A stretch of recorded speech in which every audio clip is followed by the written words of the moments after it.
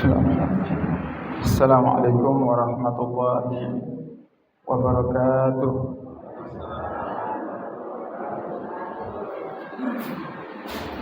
Alhamdulillah wassalatu wassalamu ala sayyidina Rasulillah sayyidina wa habibina wa syafi'ina wa qurrati a'yunina wa nuri qulubina maulana Muhammad مفتاح باب رحمة الله عدد ما في علم الله صلاة وسلاما دائمين بدوام ملك الله سبحانك لا علم لنا إلا ما علمتنا إنك أنت العليم الحكيم رب اشرح لي صدري ويسر لي أمري واحلل عقدة من لساني يفقه قولي بجاه النبي وصحبه والآل دستوركم يا أهل الدار دستوركم يا أهل النوبة دستوركم يا أهل الحل والعقد أما بعد. Yang kami hormati para asatid, para kiai, para tokoh masyarakat, wabil khusus pengurus musola An-Nasir dan sedaya para jamaah pecinta dan perindu ridha Allah dan pecinta dan perindu Nabi Agung Muhammad sallallahu alaihi wasallam. Yang semoga semua yang hadir di malam hari ini Allah berikan kepada kaula panjenengan sedaya umur yang panjang dalam ketaatan serta sehat walafiat, dan Allah kabulkan hajat kaula panjenengan sedaya, hajat dunia, hajat akhirat, amin ya rabbal alamin. Alhamdulillah, di malam hari ini para hadirin kita memulai daripada satu program yang kita buat bersama-sama dengan para pejuang dan para hawari, program Maghrib Keliling yang kita buat dengan waktu antara Maghrib sampai Isya, dengan niat yang pertama kita menghidupkan waktu Maghrib dengan beribadah kepada Allah Ta'ala. Disebutaken datang kitab Risalatul Muawanah wonten setunggal murid niku tanglet datang gurunipun, "Ya Syekh, apa hukumnya saya berpuasa sunnah tapi ketika datang waktu maghrib saya tidak bisa mengisi waktu maghrib itu dengan beribadah kepada Allah disebabkan karena sibuk untuk menyiapkan buka puasa." Maka di dalam kitab Risalatul Muawanah itu gurunya berkata, kalau kamu bisa melakukan dua-duanya itu mulia. Tapi jika kamu tidak bisa melakukan dua-duanya, hanya salah satunya, maka utamakan menghidupkan waktu maghrib dan isya.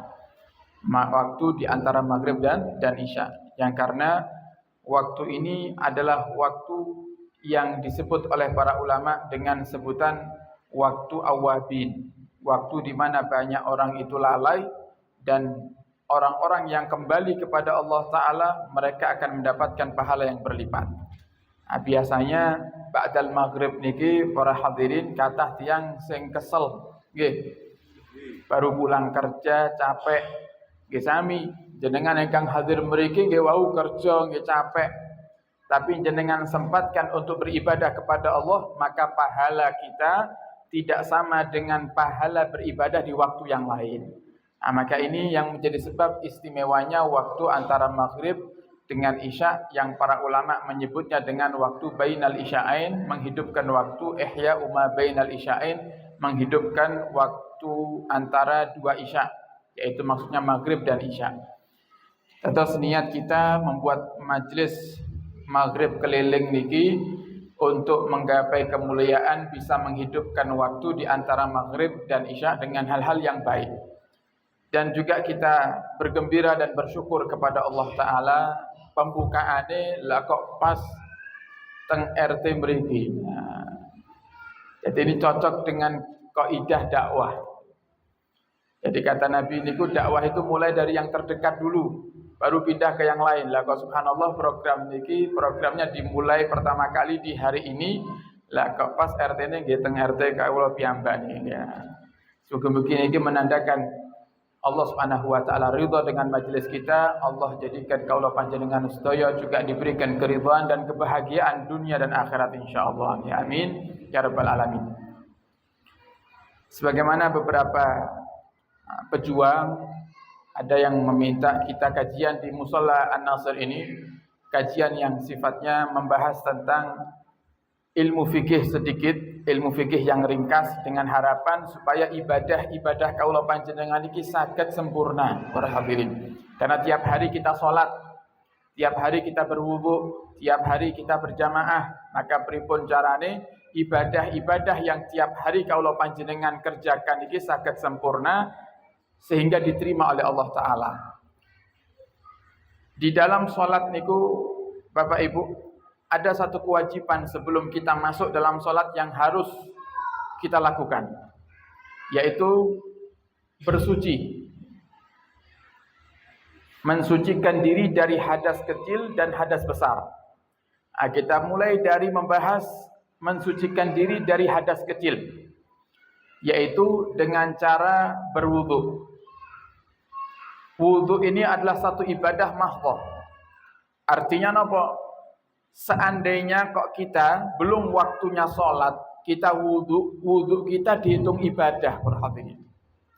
Terus wudu niku mboten kok namung badene sholat mawon.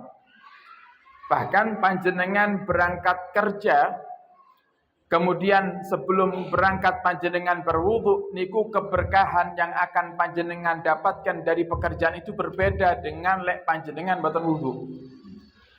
Karena wudu itu punya keistimewaan. Dan Allah Subhanahu wa taala sangat mencintai hamba-hambanya yang ahli menjaga wudu. Gusti Allah dawuh datang Al-Qur'an, "Innallaha yuhibbut tawwabina wa yuhibbul mutatahhirin." Sungguhnya Allah itu mencintai Allah itu mencintai orang yang ahli taubat dan Allah itu mencintai orang yang suka bersuci. Di dalam kitab An-Nasaihud Diniyah diceritakan Nabiullah Musa alaihi salam. Dalam kitab lain juga dikutip pernyataan yang sama yang disandarkan kepada Sayyidina Umar ibn Khattab. Beliau mengatakan, barang siapa yang keluar daripada rumahnya tanpa berwudu dan ternyata terjadi sesuatu, fala yalumanna illa nafsah. Maka jangan salahkan yang lain kecuali dirimu sendiri. Jadi kata Nabi Musa, orang yang jaga wudu niku Bapak Ibu akan dijaga oleh Allah taala. Dados wonten malaikat khusus yang Allah ciptakan untuk menjaga, mendampingi, barengi tiang-tiang ingkang ahli jaga wudu. Tapi wudu yang dimaksud di sini wudu yang sempurna sesuai dengan aturan syariat. Terutama bagi kaula panjenengan yang bermadhab Syafi'i. Terus kita niki para hadirin ahli sunnati wal jamaah yang madhabnya derek madhab napa? Madhab Syafi'i. Madhab niku wonten 4. Yang pertama madhab tertua, madhab Hanafi. Kemudian disusul dengan madhab yang kedua, madhab Maliki. Imam Malik gadah murid namine Imam Muhammad ibn Idris yang terkenal dengan sebutan Imam Syafi'i. Pelopor madhab yang ketiga yaitu madhab Syafi'i yang kita pakai di Indonesia. Kemudian wonten madhab yang terakhir, madhab yaitu Imam Ahmad bin Hambal, pelopor madhab Hambali yang beliau juga muridnya Imam Syafi'i. Kita ahli sunnati wal jamaah yang hidup di Indonesia, kita pakai madhab Syafi'i. Di antara cirinya madhab Syafi'i itu kathah para hadirin. Dan termasuk madhab yang paling banyak keringanannya madhab Syafi'i. Terus madhab yang paling banyak keringanannya madhab Syafi'i. Di antara cirinya kalau sholat lek subuh damel kunut. Niku cirine Syafi'i. Cirine madhab Syafi'i. Terus lek panjenengan suatu hari Allah takdirkan ziarah Mekah lan Madinah, menjalankan ibadah haji atau umrah, kok panjenengan mendapati teng Masjidil Haram lan Masjid Nabawi boten damel kunut karena madhabnya berbeda, bukan madhab Syafi'i. Orang yang ikut madhab Hanafi boleh enggak boleh? Orang yang ikut madhab Maliki, apakah diperbolehkan? Boleh. Atau bukan suatu hal yang dilarang. Cuman karena kita tinggal di Indonesia, yang mayoritas bermadhab Syafi'i, maka kita pun juga pakainya madhab Syafi'i. Kenapa? Supaya boten damel keributan. Nah, cobi, lek seandainya misal Pak Suroso benjing subuh ngimami teng musala An-Nasir boten damel kunut. Nah, kira-kira warga Blimbing pripun kira-kira? Rame, gitu mboten? Rame. Padahal salat subuh tanpa kunut dalam madhab lain ada orang hadirin dan itu sah-sah saja. Tapi karena kita tinggal di daerah yang mayoritas bermadhab Syafi'i, maka kita harus ikut madhab Syafi'i supaya yang tidak paham tentang perbedaan madhab tidak menjadi bahan untuk suudzon. Karena menjadi sebab orang lain suudzon itu dosa. Menjadi sebab orang lain berprasangka buruk itu juga dosa. Nah, kemudian para hadirin, wudu itu mudah. Dan kita semuanya tahu di dalam madhab Syafi'i rukun wudu niku wonten pinten? Ada 6. Dalam madhab Syafi'i rukun wudu itu ada 6. Yang pertama, Bapak Ibu, adalah niat. Dan panjenengan tingali sedaya ibadah niku butuh niat. Semua ibadah itu butuh niat. Kenapa? Karena di dalam salah satu daripada 7 hal yang wajib kita ketahui tentang niat, di situ disebutkan ada qasdun niyah, tujuan daripada niat. Di antaranya adalah tujuan niat itu membedakan antara mana yang kebiasaan dan mana yang ibadah. Panjenengan pergi ke kamar mandi, membasuh wajah. Setelah basuh wajah, jenengan basuh tangan.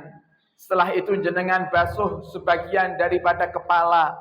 Terus jenengan basuh kaki. Tapi mboten niat wudu. Napa niku dianggap wudu? Mboten.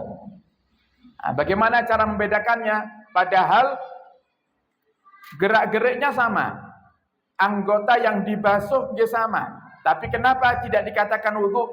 Karena tidak niat. Nah, sehingga niat itu wajib hukumnya. Makanya di dalam ilmu fikih para ulama dawuh hukmun niyah, hukumnya niat niku napa? Al-wujub ghaliban. Sebagian besar niat itu hukumnya wajib. Lek para ulama ahli fikih pun matur ghaliban berarti ada pengecualian. Wonten niat niku sing mboten wajib. Nah sekarang para hadirin, salat duha. Salat duha niku hukumnya wajib napa sunah? Niat salat duha, jenengan badhe salat duha kan jenengan kedah niat ta, nggih. Niate salat duha yang sunnah tadi hukum niate napa? Wajib. Jenengan salat duha. Salat duhane sunnah. Tapi jenengan matur usolli sunnatad duha niku hukumnya wajib. Supaya apa? Supaya salat duhanya sah. Tapi wonten ibadah niku para hadirin niate malih sunnah. Dados lek seandainya mboten niat niku mboten napa-napa. Oleh karenanya para ulama mengatakan hukmun niyah, hukumipun niat niku wujub ghaliban. Wajib secara umum. Berarti kalau sudah ada bahasa secara umum, berarti kan ada sing ndak umum, gitu mboten? Wonten sing mboten umum, sing mboten umum napa? Berarti wonten niat sing hukume sunnah. Wonten ibadah hukum niate sunnah, padahal mayoritas ibadah niku hukum niate wajib. Jenengan poso Senin Kamis, mboten niat sah mboten? Mboten sah, kedah nih niat. Walaupun posone sunnah tetap wajib niat. Untuk apa membedakan? Oh misal Pak Suroso hari Senin ini mulai dari tadi subuh sampai maghrib niki wau niat poso Senin. Kula Pak Suroso nggih mboten dahar mulai subuh sampai maghrib niki mboten dahar, nggih mboten minum. Saya juga sama. Mulai dari pagi subuh sampai maghrib niki kula mboten dahar blas, tapi mboten niat poso, niate diet. Niatnya diet. Lah dianggap ibadah mboten niku lho. Mboten. Sing dianggap ibadah Pak Suroso. Kenapa? Karena niat poso Senin. Lah wonten ibadah niku para hadirin hukumipun wajib tapi niatnya sunnah. Ibadah napa niku? Napa? Wah, sing jawab Pak Mudin. Pasti ngertos ini. Memandikan jenazah. Jenazah niku dimandikan hukumnya wajib napa sunnah? Enten mboten tentang jeli niki jenazah langsung dikubur enggak dimandikan enten. Mboten enten. Memandikan jenazah hukumnya wajib. Tapi bagi yang memandikan jenazah sunnah untuk niat memandikan jenazah. Kenapa? Karena jenazah enggak bisa niat sendiri, nggih. Lek jenengan pas mandikan jenazah kok jenazahnya moro-moro niat dhewe pripun? Melayu gitu kan. Karena jenazah nggak bisa niat sendiri, sunnah bagi yang mandikan jenazah niku niat, tapi mboten wajib. Jadi seandainya kok ada orang yang memandikan jenazah, dia lupa niat, dia nggak niat tetap sah. Mandi jenazahnya tetap sah. Nah ini pengecualian. Di dalam wudu niku para hadirin hadirat niat hukumnya wajib. Mau itu wudu yang tajdid ataupun wudu yang wajib, niatnya juga wajib. Lah kapan waktunya niat? Waktunya niat berbarengan dengan pertama kali kita membasuh wajah. Terus waktunya niat niku berbarengan dengan kita membasuh wajah.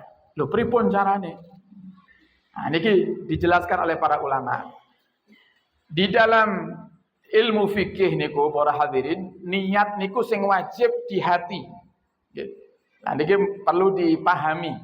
Niat niku yang wajib di hati. Kalau panjenengan salat, puasa, wudu, kita mengucapkan nawaitul wudu'a. Nanti lek salat usolli fardhal isya'i, kemudian lek poso nawaitu shauma ghadin. Kita keluarkan suara itu hukumnya sunnah. Sing wajib niku di hati. Nah, sehingga hati-hati jangan sampai lisannya niat, atine mboten niat. Sing penting malah teng ati niki. Teng manah niki lebih penting itu yang wajib. Nah, sehingga sebelum kita berwudu, kita niat dengan kita melafalkan niatnya. Nawaitul wudu'a li raf'il. Niku jenengan matur nawaitul wudu'a niku sambil siram wajah kan enggak mungkin. Gitu mboten? Pripun carane? Nawaitul wudu' bulat ngoten nggih. Nah, air kan masuk semua ke mulut. Jadi tujuan itu adalah untuk menghadirkan fokus dalam hati supaya ketika kita membasuh wajah, hati kita itu berniat. Hati kita itu mengatakan saya niat wudu. Saya niat wudu. Apripun niate wudu nih? Nah, biasanya kan yang diajarkan oleh guru-guru kita itu yang sempurna. Mulai kecil dibiasakan supaya hafal. Biasanya kita kalau niat wudu, nawaitul wudu'a li raf'il hadasil asghar fardhan lillahi ta'ala. Tapi lek niki jenengan ajarne dateng tiang yang baru pertama kali belajar wudu lan piyambakipun sepuh malih mumet nggih. Nggih. Wonten setunggal tiang niku para hadirin boten poso teng bulan Ramadan. Ditanya sama temannya, "Loh kamu kenapa kok enggak puasa? Kamu kan muslim, poso Ramadan wajib." Nah, dia jawab, "Ora hafal niate." Oleh karenanya kita belajar niki para hadirin supaya kita tahu bahwasannya Islam niku agama yang mudah. La yukallifullahu nafsan illa wus'aha. Allah itu enggak pernah bebani hambanya melebihi kadar kemampuannya. Nah, sehingga minimal niat wudu. Minimal niat wudu yang dianggap sah. Niat wudu yang dianggap sah. Kalau kita pakai bahasa Arab, jenengan matur ngeten mawon sudah sah. Bahkan sebagian ulama mengatakan nawaitul wudu'a lillahi ta'ala sudah sah. Ada yang mengatakan nawaitu fardhal wudu atau nawaitul wudu'a fardhan lillahi ta'ala sudah sah. Betul satu nawaitul wudu'a li raf'il hadasil asghari fardhan lillahi ta'ala. Nah niki lek diajarne datang tiang sing baru belajar sedangkan dia sudah wajib salat, maka malih tambah ruwet. Nah, sehingga nawaitul wudu'a atau jenengan lek mboten napal bahasa Arabe, niat damel basa Indonesia nggih saged. Biasanya yang belimbing lek bahasa sehari-hari bahasa apa? Bahasa Inggris. Nah, bahasa Jawa niat damel bahasa Jawa nggih sah. Terus niat niku mboten wajib bahasa Arab. Pokoknya di hati para hadirin kalau panjenengan, misal saya wudu, saya kepingin pakai bahasa Indonesia. Ya Allah, saya niat wudu wajib. Saya niat fardhu wudu lillahi ta'ala. Sah wudu saya walaupun saya pakai bahasa Indonesia. Nah, ini diajar nih para hadirin. Kalau ada tetangga yang mau sholat merasa bingung carane pripun, jenengan ajarkan wajib-wajibnya saja. Niki dakwah niku ngoten. Tiang-tiang gunung mereka kathah sing mboten saged salat. Lah kalau kita nyuruh salat mereka dari niat wudunya kita perpanjang. Niat wuduke wis dawa, gitu ngoten. Mangke salat, mangke Pak salat niate usolli fardhul isya'i arba'a raka'atin mustaqbilal kiblati adaan ma'muman lillahi ta'ala. Bingung, gitu ngoten. Sing niat wudu urung apal ditambahi niat salat. Nah, sehingga dimudahkan dengan cara apa? Boleh niat pakai bahasa sehari-hari. Boleh niat pakai bahasa sehari-hari. Yang penting ada ucapan niat, kemudian ada fardunya kalau itu salat fardu, para hadirin, atau mungkin kalau wudu, sebagian ulama mengatakan kalau sudah dikatakan wudu ya berarti sudah pasti itu kewajiban, artinya gugur dengan otomatis kewajibannya, atau nawaitul wudu'a fardhon lillahi ta'ala, itu sudah sah. Itu sudah sah. Kemudian kita basuh wajah. Setelah niatnya sempurna, para hadirin membasuh wajah. Niku anggota tubuh yang pertama. Membasuh wajah niki dari mana sampai mana? Kalau bagian wajah tidak sempurna, kok kemudian kita pindah ke tangan para hadirin, maka enggak sah, harus sempurna dulu ini. Nah, pripun batasan yang dikatakan wajah itu yang mana? Kata para ulama ahli fikih, min mana bitisar. Yang pertama secara memanjang. Nah, ini yang ibu-ibu boten saged ningali ini. Memanjang itu berarti dari atas ke bawah. Dari atas ke bawah. Dari mulai tumbuhnya rambut. Rambut dikira-kirakan normalnya tumbuhnya rambut. Nah, ini bahasa ngeten iki supaya napa? Kalau seandainya ada yang gundul, nggih. Nah, kula mboten enten rambutnya terus pripun? Nah, dikira-kirakan normalnya orang itu kalau rambutnya di bagian depan tumbuhnya di mana? Ya dikira-kirakan dari situ. Sampai mana? Sampai sini. Bahkan sampai bawah. Napa dikira ini? Napa? Janggut nggih. Nah, sampai sini bawah janggut. Ini namanya wajah yang bagian memanjang. Kalau bagian melebarnya, nah, ini di telinga kita ini, orang hadirin, di telinga kita ini ada tonjolan ini. Nah, tonjolan yang napa nih? Tulang muda nih nggih. Nah, niki mulai dari sini sampai ketemu yang kiri. Nah, lek dibunderi, nah, bagian yang tengah ini semuanya namanya wajah. Itu harus kena air.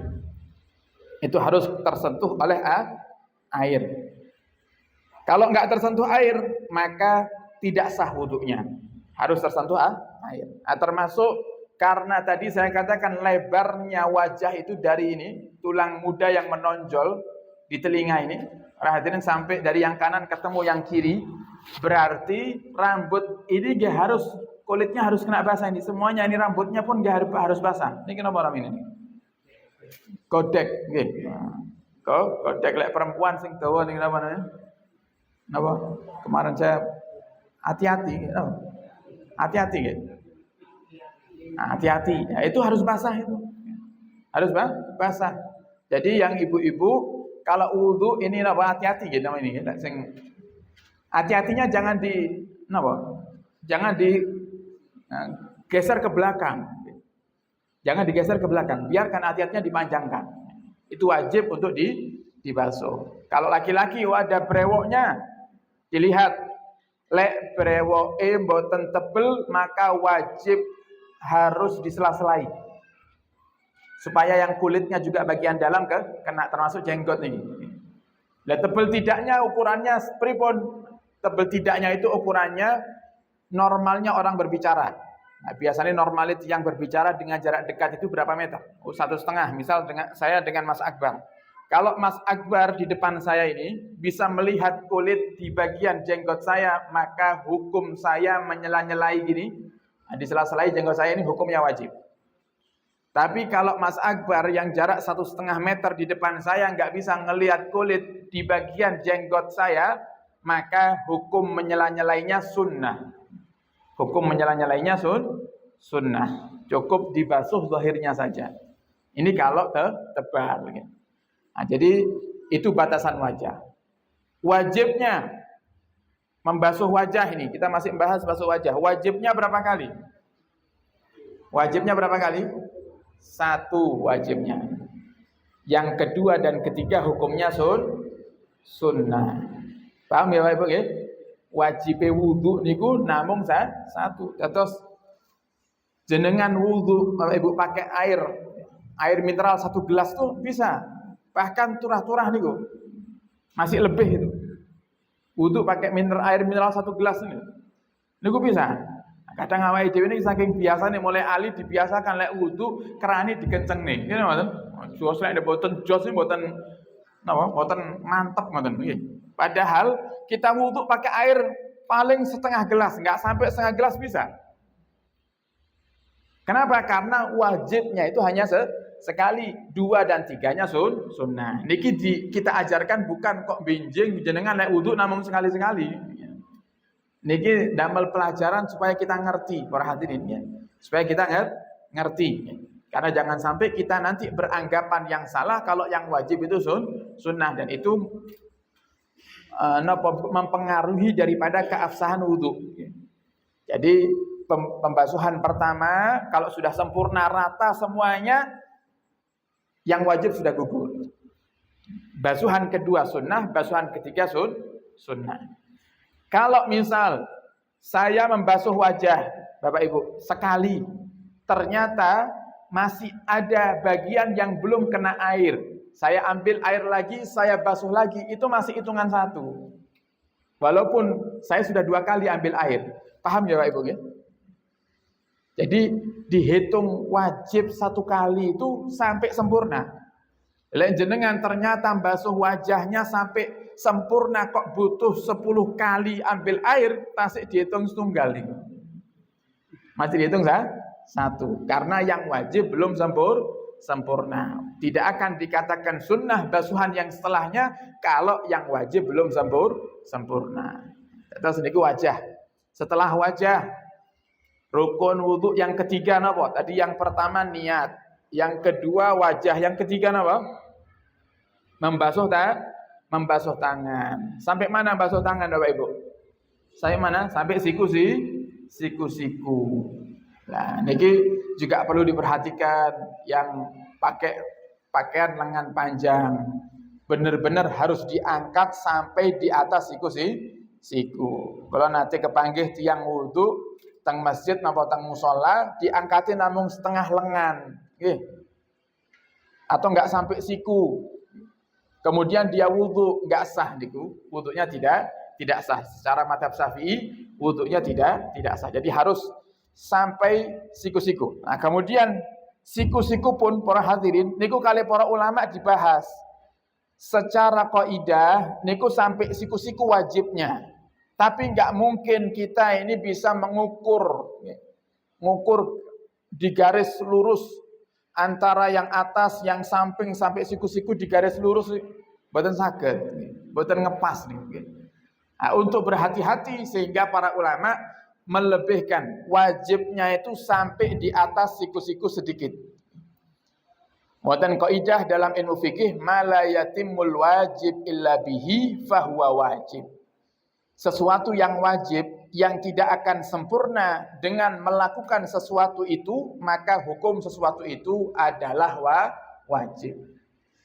Membasuh tangan Bapak Ibu tidak akan sempurna lek boten dilebihkan sedikit, maka melebihkan sedikit hukumnya wajib. Terus boten kok dipasne ngoten nggih. Lek dipastikan lek jenengan gadah tangan ditekuk. Nah, niki kan ujung siku. Ini mboten? Kudune kan nggih pas ngeten. Tapi enggak mungkin itu. Napa jenengan lek wudu saged ngukur? Oh wis pas. Awake dhewe ningali mboten saged. Nggih, ningali mboten saged. Nah, sehingga gimana caranya supaya pasti pas? Kepingin pasti pas ya dilebihkan sedikit. Maka dilebihkan sedikit hukumnya wajib. Dilebihkan lagi. Nah, niki anggap ini siku nggih. Dilebihkan sedikit tadi hukumnya wajib. Dilebihkan lagi sedikit para hadirin. Dilebihkan lagi sedikit di atas yang tadi. Hukumnya sunnah. Dilebihkan lagi sampai ke atas ini makruh. Lebih malih sampai neng pundak. Nah, nek wong wudu sampai pundak nih, nggih. Bisa jadi haram kalau israf. Israf niku napa berlebihan. Itu yang sing badhe salat ning musala An-Nasir kathah tapi toyone kecil. Wonten tiyang wudu sampai pundak basuh tangan. Nah, dia bisa haram, dosa dia. Kenapa? Karena bikin orang yang lain enggak kebagian air. Nah, seperti di Sumatera lagi banjir bandang para hadirin, air bersih susah, cari air susah, semua mata air buntu para hadirin. Nah, air ada sedikit. Maka gimana hukumnya? Wudunya namun mengutamakan yang wajib saja supaya airnya cukup untuk wudu yang lain. Itu dalam hukum fikih. Nah, kemudian didahulukan tangan kanan. Basuhan yang pertama hukumnya apa wajib, basuhan yang kedua dan ketiga hukumnya sunnah. Kemudian berpindah ke tangan yang kiri dengan batasan yang sama, dengan cara yang sama. Basuhan yang pertama hukumnya wajib, kedua dan ketiga hukumnya sunnah. Setelah membasuh tangan, rukun wudu yang keempat, apa? Pertama tadi niat, kedua basuh wajah, ketiga basuh tangan. Keempat apa? Membasuh sebagian dari kepala. Lek madhab Syafi'i, para hadirin, madhab Syafi'i ringan, mudah. Seandainya kok wonten tiyang wudu, dia hanya membasahi satu jarinya dan ditempelkan di sebagian daripada kepalanya, itu sudah sah. Sudah sah. Cuman sunnahnya dibasahi semua, sunnah.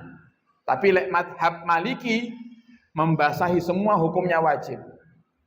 Makanya napa madhab Syafi'i tadi dikatakan ringan. Madhab Syafi'i dikatakan ringan kenapa? Karena tadi contohnya ini, wudu itu kita basuhi sebagian saja sudah sah, selesai. Sekali aja sudah sah. 2 kali, 3 kali hukumnya sunnah. Dan bagian kepala itu para hadirin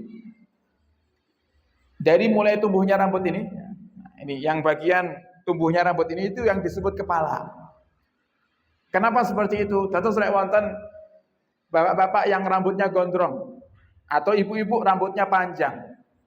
Jenengan wudu, kemudian ketika membasuh rambut atau sebagian kepala kok ngambil rambut yang ujung di belakang punggung, ben boten misal ibu-ibu ben boten buka kerudung misalnya, nggih. Nah, sehingga yang dibasahi rambut yang di belakang napa? Niki bahasa Jawane napa? Napa? Geger, nggih. Nah, di belakang punggungnya atau gegernya, rambutnya panjang, yang dibasahi yang di ujung sini belakang. Gimana wudunya enggak sah? Jadi harus yang di bagian kepala ini. Yang dibasahi walaupun sedikit harus yang di bagian kepala. Enggak boleh ujung rambut yang keluar dari bagian kepala, enggak boleh. Jadi harus yang di bagian kepala. Nah, kemudian setelah membasuh daripada sebagian dari kepala, yang kelima apa? Membasuh apa? Membasuh kaki. Lho kok mboten enten telinga? Teng pundi telingane? Biasanya kan jenengan bibar basuh kepala, basuh apa telinga. Lho niki kok dalam rukun kok langsung kaki. Berarti napa niku artine? Basuh telinga hukumnya sunnah. Basuh telinga hukumnya sunnah. Lek jenengan kok ternyata baru tahu, walah basuh kuping ini sunnah toh. Ya wis lah susuk-susuk ora usah basuh kuping lah. Niki namanya ngaji sing ilmune ndak manfaat niku. Nggih. Di mana-mana ngaji itu untuk diamalkan, ini ngaji kok malah untuk ditinggal ditinggalkan. Yang biasa wudu dengan membasuh telinga jenengan lanjutkan, tapi jenengan harus tahu bahwasannya membasuh telinga itu hukumnya sunnah. Terus rukun yang kelima adalah membasuh kaki. Membasuh kaki. Beda antara membasuh dengan mengusap. Kalau tadi mengusap sebagian kepala, kalau ini membasuh itu harus ada genangan air. Terus seandainya kita jadikan tangan kita untuk sebagai gayungnya, sebagai ciduknya air, harus ada genangan air sedikit minimal di tangan itu dikatakan membasuh. Tapi lek ngusap air, jari jenengan masukkan ke air atau jenengan basahi. Ini kan basah nih. Tidak ada genangan air tapi jarinya apa? Basah. Jenengan tempelkan ngeten pun sah. Tapi kalau membasuh seperti wajah membasuh, tangan niku membasuh, kemudian kaki membasuh gitu. Nah, membasuh daripada kaki sampai mana batasannya? Yang wajib sampai mata kaki. Wajibnya sampai mata kaki. Kok idae nggih sami kali pas basuh tangan. Kalau dipasne teng mata kaki dibuat garis selingkar itu sangat sulit sekali. Sehingga mau nggak mau harus dilebihkan sedikit di atasnya. Para hadirin, melebihkan sedikit di atas mata kaki hukumnya wajib. Melebihkan lagi sampai ke betis. Nah, semerap betis ya. Napa? Dengkul betan, betis nih lho apa? Nah, lek wong Surabaya kentol. Nah, ini kentol ini. Melebihkan sampai di atas kentol niki atau betis niki hukumnya sunnah. Tapi lek sampai lutut, nah, niki enten tiyang wudu, para hadirin nggih. Yang jalar wudu teng musala tempat umum sarungan nggih, sarunge sing bagian ngajeng ditarik dari belakang nggih. Tarik seret-seret sampai naik ke atas kayak sumo nggih ngoten. Lha iki nyapa nggih ngoten nggih. Kok sampai ngoten niku nyapa lho yang diwajibkan cuma di atas mata kaki, sunnahnya sampai ke betis, lebih ke lutut bisa makruh bahkan bisa haram kalau airnya sedikit, yang lain enggak kebagian. Lah kok ini sampai ke atas paha itu loh.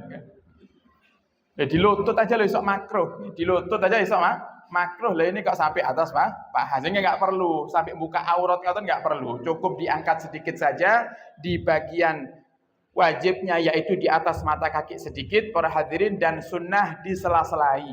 Sela-selai itu jarinya jenengan jenengan sela-selai dengan tangan dengan jari kelingking. Sela-selai dengan jari kelingking supaya pasti airnya kena di sela-sela jari-jari kaki. Nah, setelah itu yang keenam, napa? Rukun wudu yang keenam napa? Tartib. Napa tartib niku? Tartib itu harus berurutan. Harus berurutan. Mboten saged dikarang-karang dhewe, mboten saged. Nah niki biasanya wonten tiyang niku mboten paham, mboten tahu ngaji, akhirnya wudu sakarepe dhewe. Bagian wajah dia basuh, setelah wajah bagian rambut, bar rambut telinga, bar ngoten turun ke tengah, tangan, setelah tangan turun ke bawah kaki. Enten sing pemahamannya ngoten nggih wonten. Saya pernah ketemu itu. Saya tanya ada satu pemuda wudu'e kados ngoten niku, kepala, wajah, kepala, kemudian telinga. Setelah itu tangan baru kaki. Saya tegur. Saya husnudzon, mungkin madhabnya benten. Madhabnya beda sama saya mungkin. Karena ada di madhab lain yang tidak mewajibkan tartib. Tapi madhab Syafi'i wajib tartib itu. Saya tanya, jenengan madhabnya nopo? Madhabnya Syafi'i, kata dia. Saya madhab Syafi'i. Baru situ saya pede. Saya berani mengingatkan, kalau madhab Syafi'i, jenengan kedah tartib. Harus tartib. Cara wudunya seperti ini. Nah, niki para hadirin, tartib itu maksudnya berurutan. Nah, sekarang pokoknya berurutan. Dalam arti ngeten, misal jenengan wudu di mushola An-Nasir, baru sampai tangan, ternyata enten tamu teng griya. Baru nyampe tangan. Enten tamu teng griya. Akhirnya jenengan wangsul, wuduke dereng sempurna, gitu kan? Lah mangke sampai teng griya, tamu pun wangsul, jenengan teruskan basuh kepala saged mboten niku? Saged mboten? Wudu nyicil. Terus mboten motor tok iso kredit, nggih wudu nggih saged kredit nggih. Lah wudu nyicil ngoten saged mboten? Saged mboten? Saged, sing penting kedah tartib. Boleh, yang penting kita tertib. Nah, jadi tapi makruh hukumnya. Sunnah para hadirin secara mutawaliyat. Mutawaliyat itu terus dari awal rukun pertama sampai ke-6 diselesaikan semua, itu hukumnya sunnah bagi yang sehat. Tapi lek sing sakit nopo? Sakit ngapunten beser. Semra beser nggih. Nah, napa kalau bahasa fikih ini ku daimul hadas. Beser baik itu beser karena keluar mohon maaf air kencing atau beser karena suka buang angin.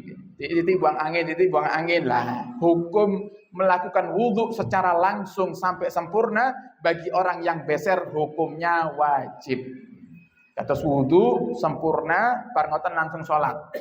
Itu kalau orang yang beser. Tapi lek sing sehat jenengan cicil saged tengah-tengah wudhu mati lampu, sanyone mati, nggih. Sanyone mati, dapat 1 jam nyala sanyonya, airnya listriknya, nyala lagi airnya. Jenengan terus kan nggak perlu ngulang lagi. Nah, niki para hadirin sedikit tentang wudhu. Nah, mugi-mugi niki saged kita amalkan sehingga menjadikan wudhu kita sempurna dan sah untuk menjalankan sholat setiap harinya insyaallah. Ya amin ya rabbal alamin. Wallahu a'lam bishawab. Sampun adzan. Dereng. Oke, kita tutup para hadirin dengan kita baca Al-Fatihah. Jam 7 berapa? Jam 7 lebih. Sampun berarti.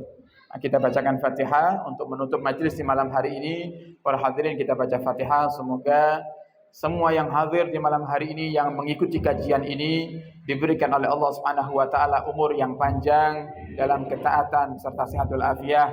Allah ampuni segala dosa-dosa kita, juga Allah ampuni dosa leluhur-leluhur kita, kakek, nenek, mbah-mbah dan seluruh keluarga yang kita cintai yang telah mendahului kita, guru-guru kita dan orang-orang yang tinggal di sekitar Blimbing dan yang babat dusun Blimbing niki, semoga Allah ampuni semua dosa, diterima amal baiknya, dilapangkan kuburnya, dan semoga Allah Subhanahu wa taala mengabulkan sedaya hajat kaula panjenengan, sedaya hajat dunia, hajat akhirat.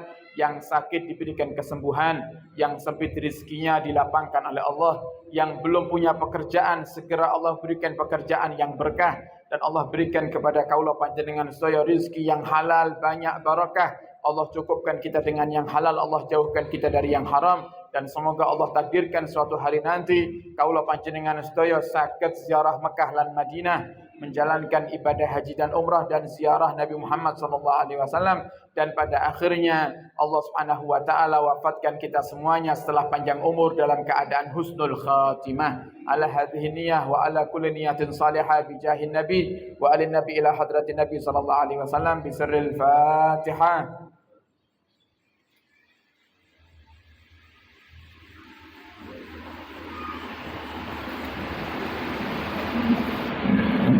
Alhamdulillah rabbil alamin. Sekian dari kami, kurang lebihnya mohon maaf dan mohon doa selalu. Wabillahi taufiq hidayah. Assalamualaikum warahmatullahi wabarakatuh.